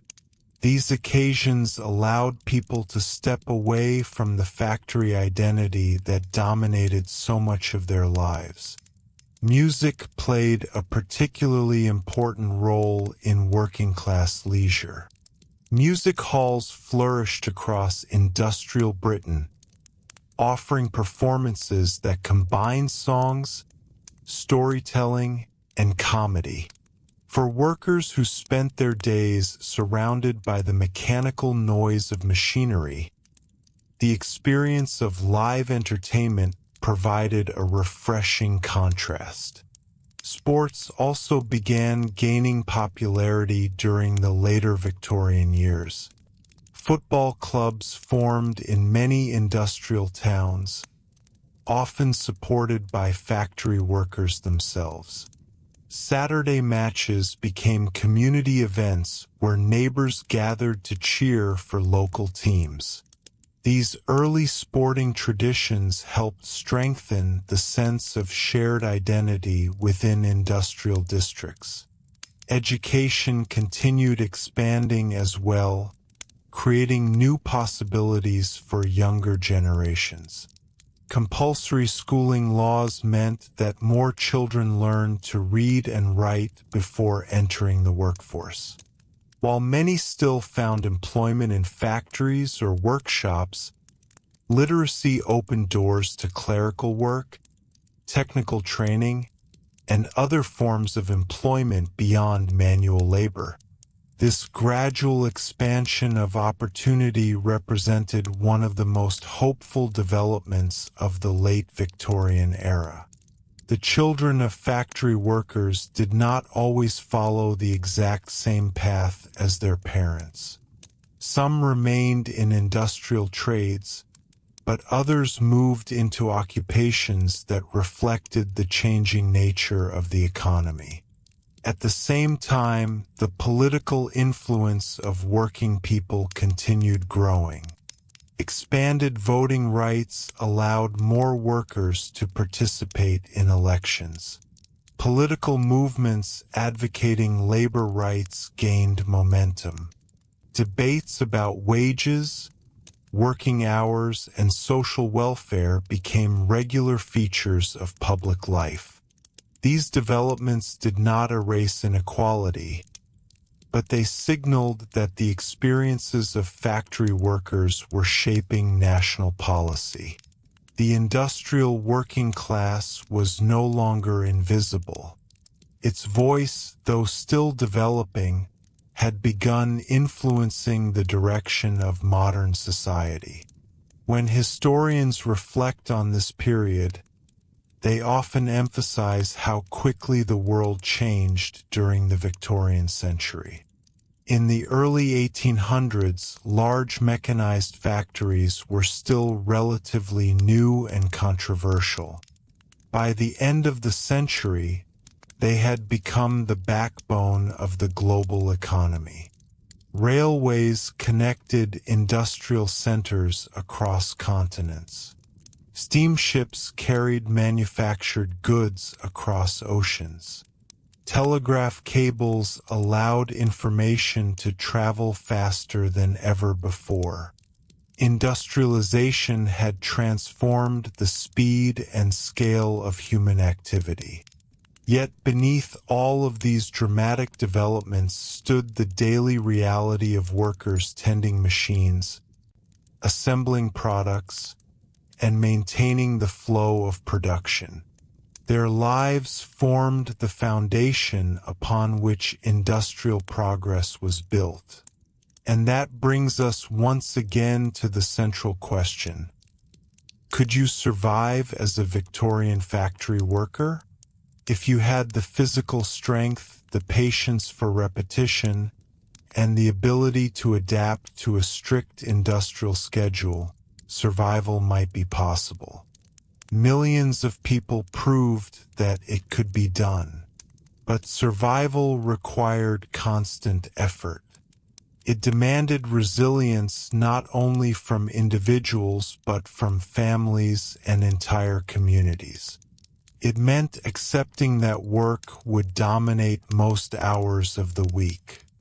It meant navigating environments filled with noise, dust, and mechanical danger. It meant living within neighborhoods where poverty and improvement existed side by side. And perhaps most importantly, it meant understanding that the factory was not just a workplace. It was the center of a vast transformation that was reshaping the modern world. For the workers who lived through that transformation, survival was not simply a personal achievement. It was part of a larger story, one in which ordinary people endured extraordinary changes and, through their persistence, helped shape the labor systems that future generations would inherit. The machines of the Victorian factory may have been made of iron and steam, but the endurance that kept them running came from the people standing beside them every single day. As the Victorian century finally moved toward its close, something else began to emerge alongside the noise of machinery and the smoke of factory chimneys. It was a quiet realization spreading through British society. The industrial system that had created immense wealth had also created a new kind of citizen, the industrial worker, and that worker's life could no longer be ignored. For decades, factory labor had been treated primarily as an economic necessity. Machines needed operators, and workers needed wages. The arrangement was simple in theory, even if it was harsh in practice.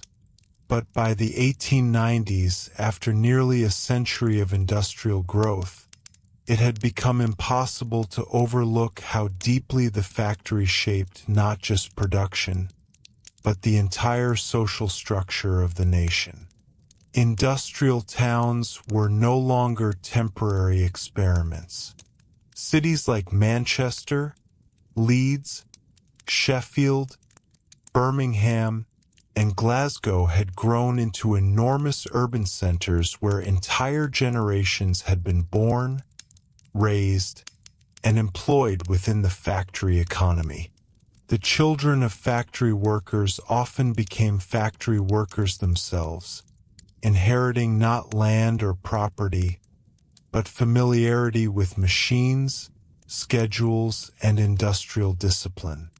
If you imagine walking through one of these cities at the end of the Victorian era, the signs of that industrial inheritance would be everywhere. Rows of brick housing stretched for streets at a time, their windows facing narrow roads filled with carts and pedestrians. Chimneys dominated the skyline, their smoke drifting slowly across rooftops. Railways cut through the landscape, carrying coal, textiles, steel, and machinery to ports where ships waited to carry those goods across the globe. And somewhere within that vast network of industry stood the factory worker, arriving each morning to begin another shift that would look remarkably similar to the one before it. By this stage in the 19th century, many workers had become deeply skilled at managing the rhythms of factory life. The routines were well known. Wake before dawn. Walk through streets already alive with other workers heading in the same direction. Enter the mill as the bell rang. Take your position beside machines that might already feel as familiar as household furniture. But familiarity did not make the work gentle. Machines still moved quickly. Noise still filled the air. Supervisors still demanded efficiency. Yet experienced workers learned how to navigate these pressures with quiet expertise. A seasoned textile worker, for instance, could detect problems with a machine almost instantly. A slight change in sound might signal a loose thread or misaligned component. Hands moved automatically to correct the issue before it slowed production. These small adjustments, repeated hundreds of times each day, were the invisible skills that kept the industrial system functioning. In many ways, the Victorian factory worker became a specialist in endurance. The work was repetitive, but repetition itself became a form of knowledge. Workers learned the patterns of their machines, the pace of the shift, and the brief moments when fatigue could be managed by slowing movements just enough to conserve energy without attracting unwanted attention. Even the layout of the factory became familiar territory. Workers knew where the light from the windows was strongest during different hours of the day. They knew which sections of the floor were hotter because they stood closer to steam pipes or engines. Over time, these details formed a kind of map that helped workers navigate the environment with greater confidence. Outside the factory walls, life in industrial communities continued evolving as well. By the late Victorian period, many towns had begun investing in civic improvements that earlier generations of workers could hardly have imagined.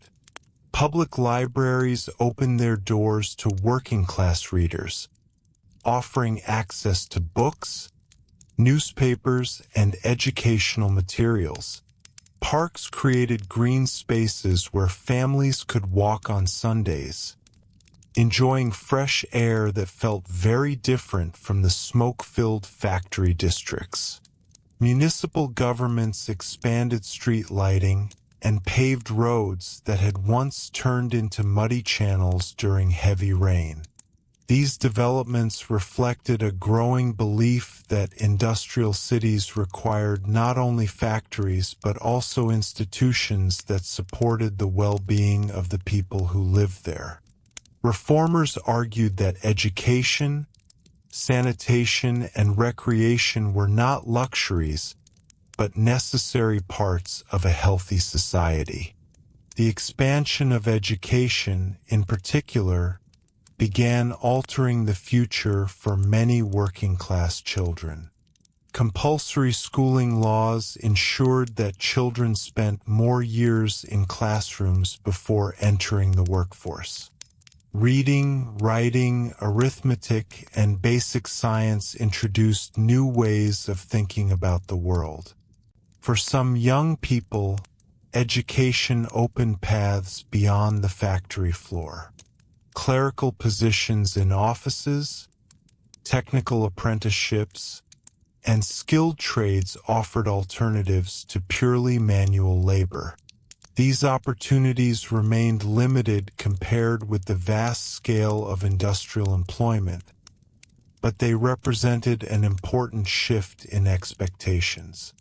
Parents who had spent their lives inside factories sometimes encouraged their children to pursue education precisely because they understood how difficult factory work could be.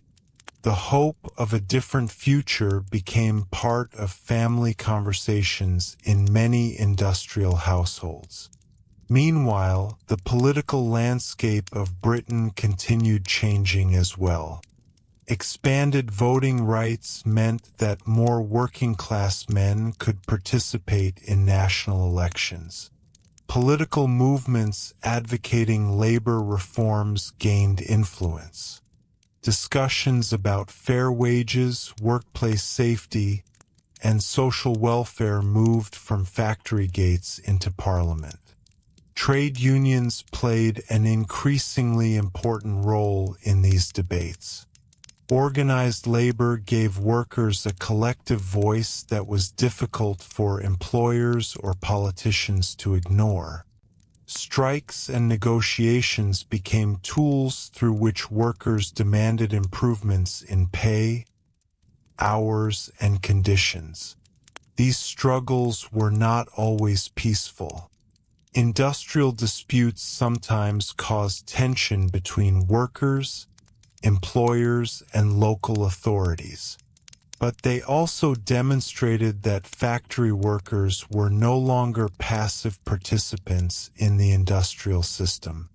They were active agents shaping its future.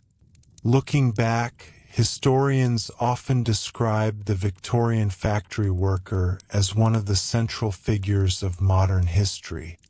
Not because factory workers held political power at the beginning of the industrial age, but because their experiences forced society to confront difficult questions. How long should a working day be? How dangerous should a workplace be allowed to remain? What responsibility does a society have toward people whose labor sustains its economy? These questions did not receive immediate answers, but the discussions they inspired gradually transformed labor laws and workplace standards. The very idea that governments should regulate factory conditions would have seemed unusual during the earliest stages of industrialization. By the end of the Victorian period, however, factory inspection, safety rules, and limits on child labor had become established parts of public policy. For the workers themselves, these reforms arrived slowly, sometimes too slowly to help those who had endured the worst years of industrial expansion. Yet each change represented a step toward a more balanced system. And so, if we return one final time to the question that began this journey, could you survive as a Victorian factory worker? The answer remains both simple and complicated. Yes, survival was possible. Millions of people did it. They woke before sunrise, worked beside roaring machines, and returned home exhausted but determined to repeat the process the next day. But survival was rarely comfortable, and it was never guaranteed. It depended on health, community, steady wages, and sometimes sheer luck. A single accident or illness could still disrupt the fragile stability of a working-class household. What truly defined Victorian factory workers, however, was not simply their ability to endure hardship. It was their ability to build lives within that hardship. They created communities, raised families, formed unions, and demanded reforms that gradually improved conditions for future generations. The factory may have been built from iron and brick, powered by coal and steam, but the real strength of the industrial world came from the people who stood beside those machines day after day. Their survival helped build the modern economy, and their persistence helped shape the labor rights and protections that millions of workers benefit from today. So when we imagine ourselves stepping through the gates of a Victorian factory, hearing the bell ring and the machines begin their relentless motion, we are not only witnessing a workplace from the past. We are witnessing the beginning of the modern world of work itself. And by the time the 19th century quietly came to its end, the Victorian factory had already completed one of the most profound transformations in human history. What had begun decades earlier as a bold and sometimes chaotic experiment in mechanized production had grown into the dominant system of work for an entire nation. The smoke, the noise, the endless turning of belts and gears, these were no longer shocking novelties. They were simply the background rhythm of modern life. For the people who lived through it, survival inside that system had never been a theoretical question. It had been a daily calculation, repeated every morning when the factory bell rang. If you were a worker standing outside the gates of a mill in the late Victorian years, perhaps sometime in the 1890s, the scene around you would tell the entire story. Rows of houses filled with families who depended on the same factory wages. Streets carrying the footsteps of workers who had walked this same route for decades. Chimneys rising above rooftops like monuments to industry.